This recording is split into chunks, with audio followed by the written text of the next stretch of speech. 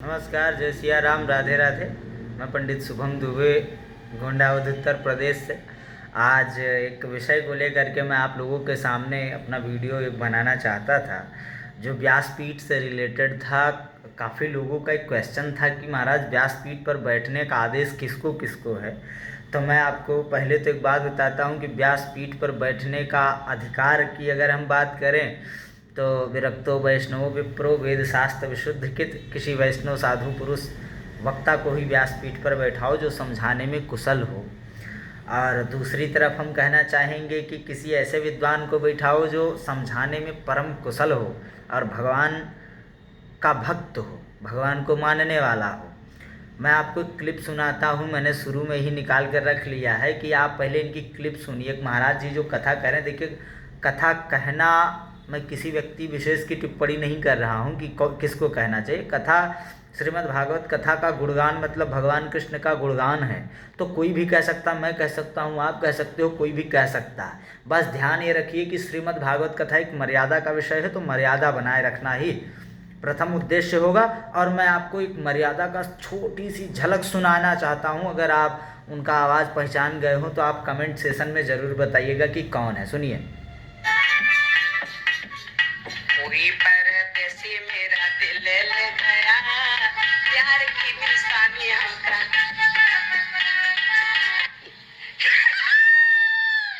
ये श्रीमद् भागवत कथा की व्यासपीठ की शोभा है। आप बताइए कि पहले गाना देखिए, एक तो फिल्मी, दूसरी तरफ हंसी का ठहाका, शब्द की परिभाषाएं ही बता रही कि ज्ञान कितना है। श्रीमद् भागवत कथा कहता है कि उस व्यक्ति का अभिवादन करो जो समझाने में परम कुशल हो न। अगर वो साधु सन्यासी अगर नहीं है तो कम से कम श्रीमद् भागवत कथा के विषय में तो जाने, कभी सुना हो, कभी देखा हो। दूसरा क्लिप सुनिए। नैनन में श्याम समाएगा, ठीक है।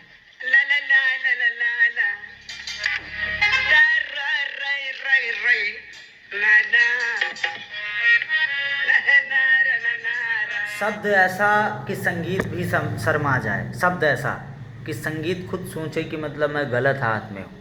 भाई शर्म है या आती नहीं है, ये तो इन्हीं लोगों से पूछना पड़ेगा।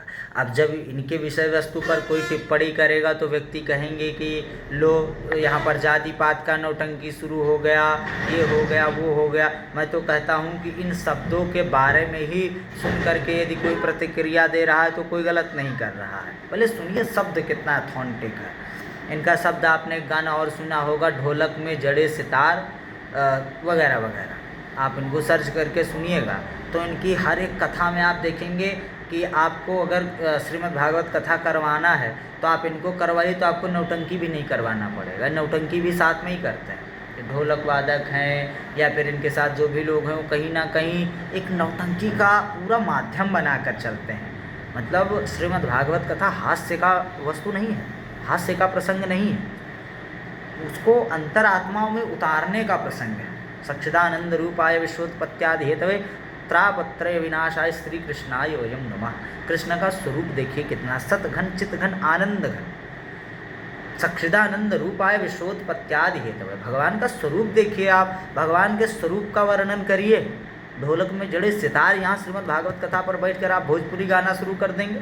मैंने तो तथाकथित कई कथावाचकों को देखा है कि वो व्यासपीठ पर बैठकर बोल रहे हैं आप फरमाइश करिए।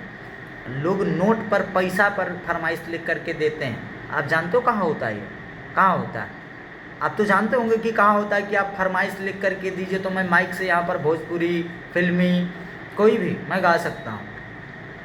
तो इसलिए किसी ऐसे व्यक्ति का वर्णन करना चाहिए जो श्रीमद् भागवत कथा को सुनाने में परम कुशल हो और उसके बारे में समझाने में निपुण हो। मैं इतना ही कहना चाहूँगा।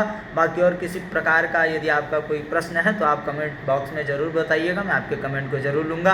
राधे राधे, हर हर महादेव, जय श्री राम।